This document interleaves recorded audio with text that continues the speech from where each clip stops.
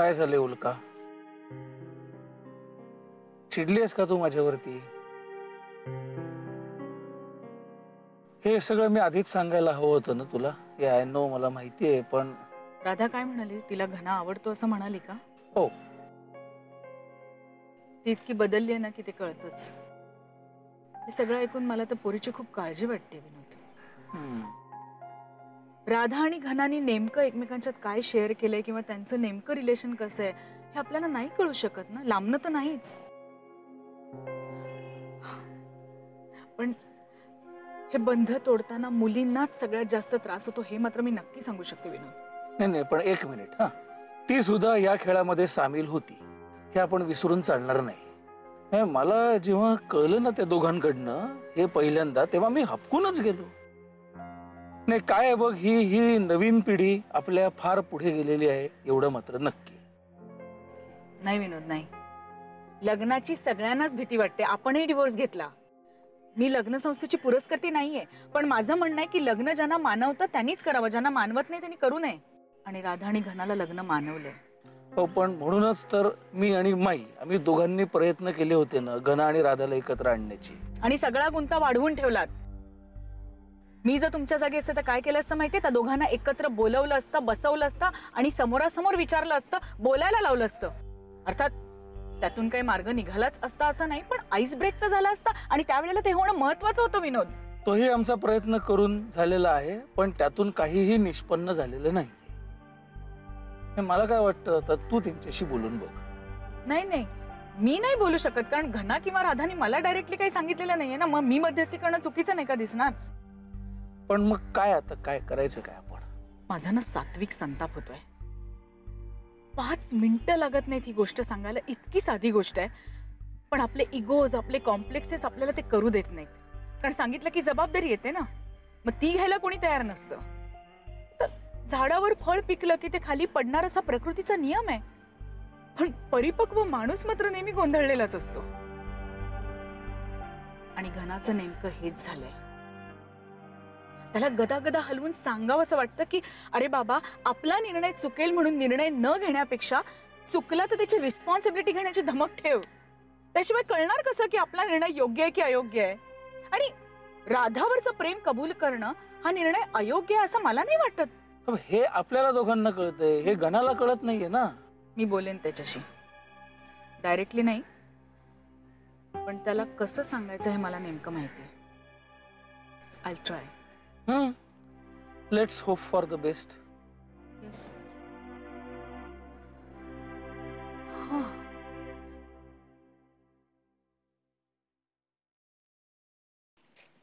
अहो, हे काय आहे?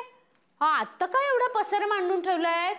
अगं हो, माऊलीला सांगून रद्दीवाल्याला बोलवून घ्यायला झालंय. हा हो, पण आत्ता कुठे काढलंय ते सगळं? अगं घरामध्ये केवढी रद्दी जमली आहे.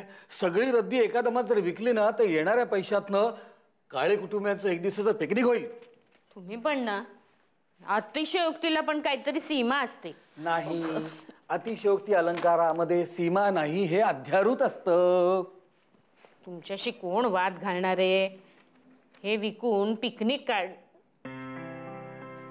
हो, अहो खरंच पिकनिक वरनं आठवलं, तुम्ही परवा जे म्हणत होतात ते आता शक्य आहे की? हा,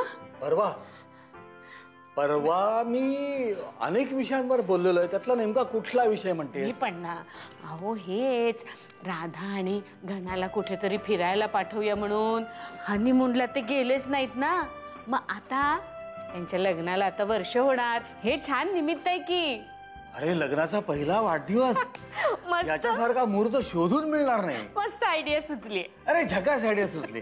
मग आता त्यांना सांगण्याची जबाबदारी तुमची. हा, मी त्यांना सांगतो आता, तुम्ही दोघे जण प्रदीर्घ अशा पिकनिकवर जा. हा, म्हणजे घना म्हणेल बाबा जमणार नाही की संपली. असं नाही हो, त्यांना असं प्रवासाला जाण्याचं महत्त्व तुम्ही समजावून सांगितलं पाहिजे. सांगतो मी, सांगतो. हा, घना भेटला की त्याला सांगतो. काय? बर, तुलाही सांगतो. घना भेटला की मी त्याला सांगणार, घना मी रद्दी आवरत होतो आणि ती आवरता आवरता लक्षात आलं की काही काही गोष्टी आपल्या वाचायच्या राहून गेलेल्या आहेत. मुद्दा येणार आहे, मुद्दा येणार आहे. हा. आणि मग त्या वाचल्यानंतर लक्षात असं आलं की अरे या गोष्टींचे हे अर्थ आपल्याला पूर्वी कधी उमगलेच नव्हते. त्याचं काय? येतोय ना, मुद्द्यावर येतोय, फार वेळ नाही घेणार मी. तर घना, लग्नाचं हे असं असतं काय की नवरा बायकोने ना अधून मधून सतत असं एकमेकाला वाचत राहिलं पाहिजे. म्हणजे पूर्वी न उमगलेले अर्थ नव्याने उमगू शकतात. घना, अगदी अलीकडे आम्ही केरळला गेलो होतो की नाही, तेव्हा आमच्या बाबतीत असंच झालं. पूर्वी पुरे कधी- पुरे पुरे पुरे काहीतरी आपलं तुमचं आता आपला विषय आहे का? त्यांच्याबद्दल तेवढं बोलायचं, आपलं काही त्यांच्या समोर बोलायचं नाहीये. सारखं आपलं केरळ केरळ, फोटो काढू नका म्हणलं, फोटो काढले. छान इथे आहे. दाखवू नका म्हणलं होतं तुम्हाला, तर दाखवले सगळ्यांना सगळ्यांना. आवडले. Titanic Titanic. आता पुन्हा सारख्या त्याच्याच आठवणी. ते काही बोलायचं नाहीये, त्यांना फक्त सांगायचं तुम्ही प्रवासाला जा, बस. घना, हाय, हाऊ यू? बघ एका घरात राहून असे प्रश्न विचारायला लागतात ना. अगं मी कॅज्युअली विचारलं तुला. मला जरा बोलायचं होतं तुझ्याशी, म्हणजे सांगायचं होतं. बोलू का?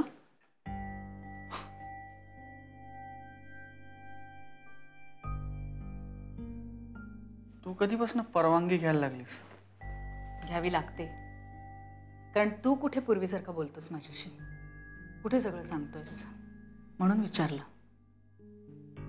बोल. बस.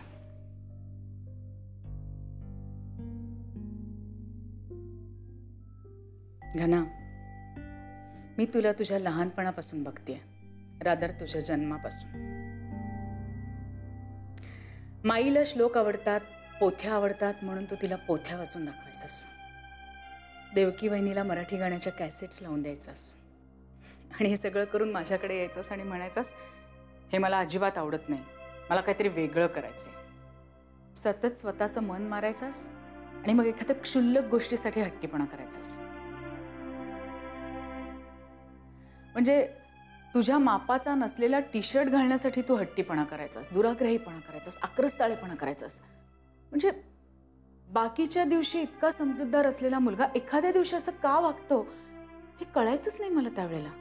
पण मग लक्षात आलं की दुसऱ्यांसाठी सतत सगळ्या गोष्टी करता करता तुला नेमकं काय हवं ते तू करू शकायचं नाहीस त्यावेळेस, आणि मग एखाद्या दिवशी तो हट्टीपणा खूप बाहेर यायचा. पण घना, त्यावेळेला तू लहान होतास, तुला तेव्हा कळायचं नाही प्रकर्षाने आपल्याला ही गोष्ट हवी आहे की नको. आता तू मोठा झालायस, काय हवं नको ते कळण्या इतका मोठा आहेस तू. मला मान्य आहे की आपले निर्णय आपण बुद्धीनेच घ्यायचे असतात, पण आपली बुद्धी जेव्हा सांगते आपल्या मनाचं ऐकावं तर ऐकावं. काय? अरे इतका टेन्स नकोस. चल बाय, तुला उशीर होत असेल ना, मलाही होतोय, आणि मला उशीर झालेला अजिबात आवडत नाही. तू ही फार उशीर करू नकोस घना.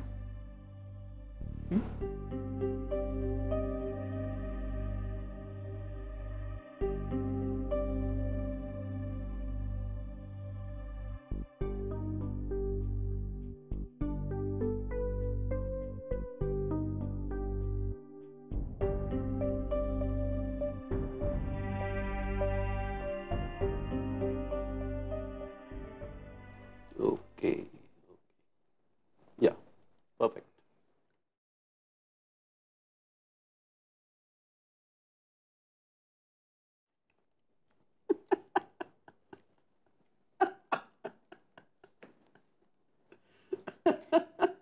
काय झालं? Joke आलाय. Nothing with your software. Yeah. संत एकदा खिडकीतनं खाली पडला. कसा सांग? कसा? अरे तो खिडकीच्या पडद्यांना इस्त्री करत होता.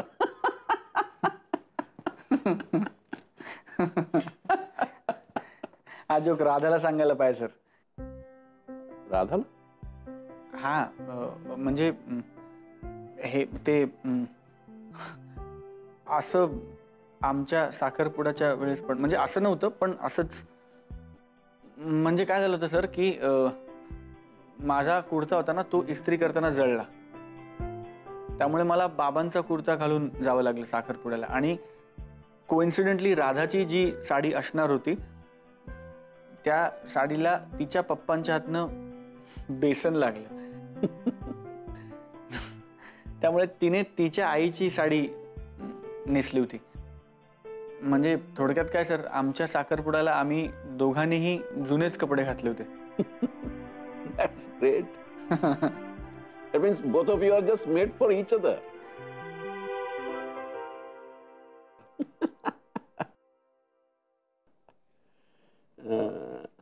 By the way, घनश्याम, ती तुझी आत्या म्हणजे उल्का, राईट? हा हा या या How is she?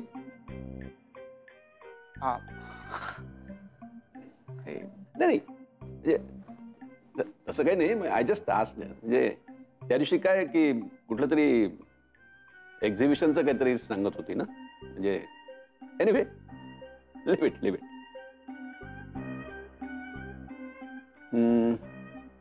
Bye the way, are you prepared?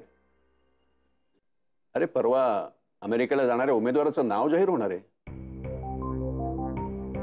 Wish you all the best. Yes, thank you sir. Come on, relax, yeah. Yeah.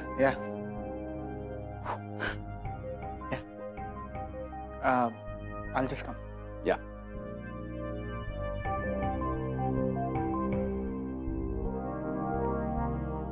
दादा, तू सासरा होणार? दादा सासरा होणार हे म्हणजे ना एखाद्या मराठी पिक्चरचं नाव वाटतंय, ते सुद्धा फारसिकल. अरे माझाही विश्वास बसत नाही. कू लग्न करते आता. म्हणजे इतके दिवस आपण घनाच्या मागे लागलो होतो, लग्न कर म्हणून. आता कुहू आपल्या मागे लागली, लग्न करून द्या ना. पटापट ही पोरं मोठी होतात ना, त्यामुळे ना आपण पण मोठे होतो ना, आपल्याला कळत पण नाही. म्हणजे मला आठवतंय दादा, माझं लग्न झालं तेव्हा काका काकूच्या मध्ये झोपायचं म्हणून हट्ट करणारी कुहू तर लग्न होऊन चालली रे. बघ काही दिवसातच ना यमुना पण येईल, हा माझा बॉयफ्रेंड असं म्हणत. मी लहान आहे रे अजून. असंच मलाही वाटत होतं. कू झाली ना मोठी. अरे 10 वर्षांनी लग्नवर कन्सेप्ट राहणार नाही. हा आपला गंगा येईल, उभा करेल कोणाला तरी, म्हणेल हा गिरीश, हा तुमचा सून. हे बघ काही झालं ना तरी लग्नही होणारच. कारण लग्न ना झुरळासारखं आहे. कशासारखं? झुरळ. मला जगातले सगळे प्राणी नामशेष झाले ना तरी झुरळ जिवंत राहतं शेवटपर्यंत. तसं आहे लग्नाचं. झुरळावर ना आठवलं मला. काय आठवतं तुला? काय?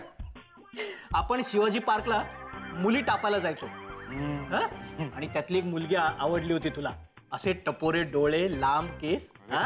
तू म्हणला होता दिग्या जाऊन बोल ना तिच्याशी. आणि मी गेलो तर तिच्या साडीवर मला झुरळ दिसलं रे, म्हणून मी ओरडलो, ओ झुरळ. तर ती घाबरून पळून गेली, मी पण पळून आलो. दुसरेच तुझ्यामुळे आता काय ती मला भेटलेली नाहीये. काय सुंदर मुलगी होती ती. ए भाऊ, तिच्या मुलीचंही लग्न ठरलं असेल आता. अरे किती घाबरायचं रे तू. जरा मुलगी बोलायला आलं की थरथर सुरू तुझी. अरे आतापर्यंत आपण पोरी टापायला जायचो रे, आतापर्यंत. पण आता आपल्या मुलींचीच लग्न ठरायला लागलीत. असं काय राव, काय बोरे शा. दादा, समजा प्रभातची आई हे जर झुरळ निघालं तर? होऊ शकतं. तुला सांगतो दिग्या, वा काय चेहरा खुललाय. वल्ली शा यार, मनात असलं ना तरी असे योगायोग नाही घडत. पण समजा आली तर काय? तुला सांगतो, ती जर का अशी आत्ता माझ्या समोर आली ना आणि ती आता तुझ्या मागे आली तर? असं म्हणून तिला कॉन्फिडन्स. हाय मी बोललो असं ताट जर गो. हाय मी. काय चाललंय तुमच्या दोघांचं? घरात काही घडतंय याच्याकडे लक्ष आहे का तुमचं? काय काय काय काय झालंय? काय झालंय? काय झालंय काय? राधा अजून घरी परत आली नाहीये, तिचा फोनही लागत नाहीये.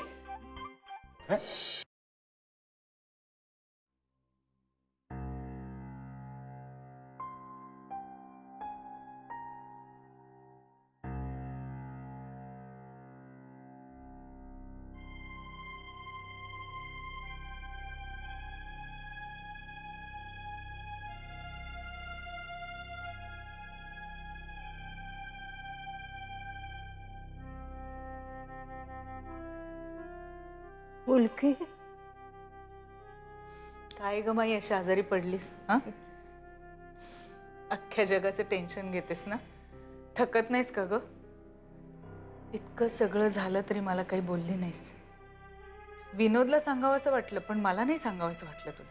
तसं नाही ग, तसं नाही उल्के.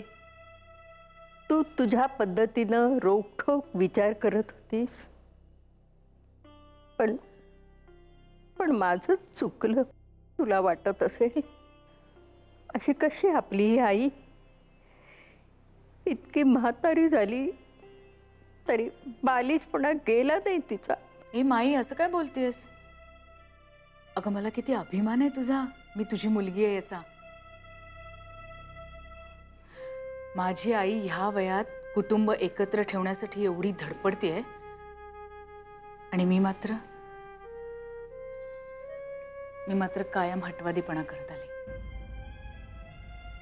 आग्रही राहिले सतत माझ्या मूल्यांबद्दल, तत्वांबद्दल, मतांबद्दल, माझ्या रॅशनल असण्याबद्दल, लॉजिकल वागण्याबद्दल. पण कधी कधी मनाने विचार करावा लागतो हे कधी लक्षातच आलं नाही माझ्या. मग एकदा कधीतरी रात्री एकटी असताना उदास वाटायला लागलं, डोळे भरून यायला लागले. कळे ना असं का होतंय, पण मग स्वतःला बजावलं, नाही असं नाही वागायचं. काय, कशासाठी इतकं इमोशनल व्हायचं? काय होतंय तुझ्या आयुष्यात इतकं इमोशनल होण्यासारखं? आनंदी आहेस तू एकटी असती. खरंच माई, मी आनंदात आहे. पण माझ्या ह्या स्वभावामुळे तू आणि विनोदनी मला ही गोष्ट सांगितली नाहीत. तुला विनोदला सांगावं असं वाटलं, पण माझ्याबद्दल तो विश्वास नाही वाटला. नाही ग. नाही, यात तुझी काही चूक नाही. कदाचित तो विश्वास निर्माण करण्यात मीच कमी पडले असेल, हो ना? कधी कधी भावनेत वाहून जाण्यात काहीच गैर नसतं. आपल्या माणसांसाठी पडतं घ्यायला काहीच हरकत नसते. हे कधी लक्षातच आलं नाही माझ्या.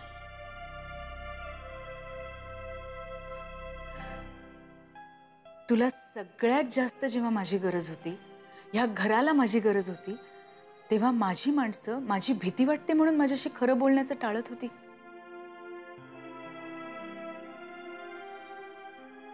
नाही ग माई, कुठेतरी मीच चुकतीये. सगळं रॅशनली जगण्याच्या नादात मी तुमच्यापासून दूर कधी गेले कळलंच नाही. आज विनोदनी हे सगळं जेव्हा रामायण सांगितलं ना, तेव्हा मला खूप वाईट वाटलं. पण सगळ्यात जास्त वाईट कशाचं वाटलं सांगू? तो म्हणाला, सगळ्यात आधी आम्ही तुलाच सांगणार होतो, पण तू कशी रिॲक्ट होशील याची भीती वाटली.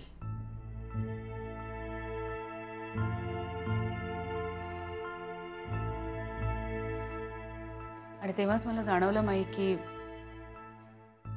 मी तुला गमावून बसले, तुझा विश्वास गमावून बसले.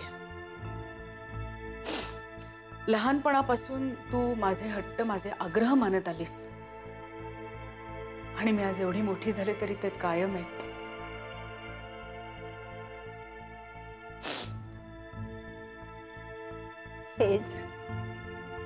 हेच तुझं सामर्थ्य आहे पोरी. सगळ्यांना तुझी भीती वाटते, पण ती आदरयुक्त असते. या घराचा अभिमान आहेस तू. आता मला पटलंय, तुझ्या हाती सोपवलं असतं ना तर लवकर सोक्ष मोक्ष लागला असता ग. नाही ग, नाही माई, नाही. मी लहानपणापासूनचे माझे दिवस आठवते ना, तेव्हा मला आठवतं की मीच सगळ्यात जास्त त्रास दिलाय तुला.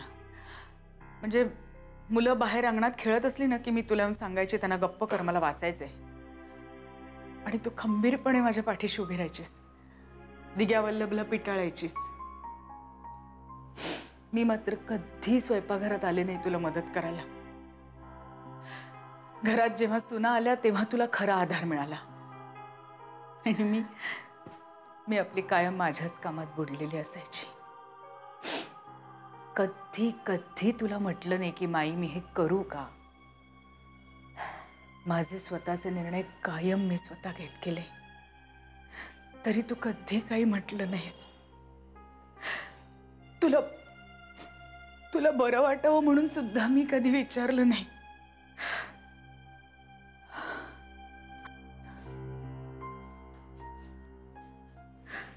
विचारायला हवं होतं ना माई. पण मला त्याचा कधीच खेद वाटला नाही ग बाळा.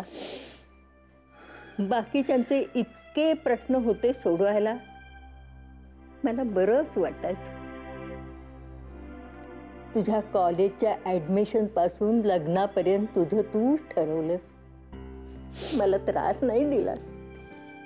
मला तुझा खूप अभिमान वाटतो. खूप खूप कौतुक आहे ग तुझं. माई, मी ना आयुष्यात एक गोष्ट खूप मिस केली. मला ती आता करायची. कोणती? तुझ्या खुशीची रडायचं. खूप मनसोक्त रडायचं.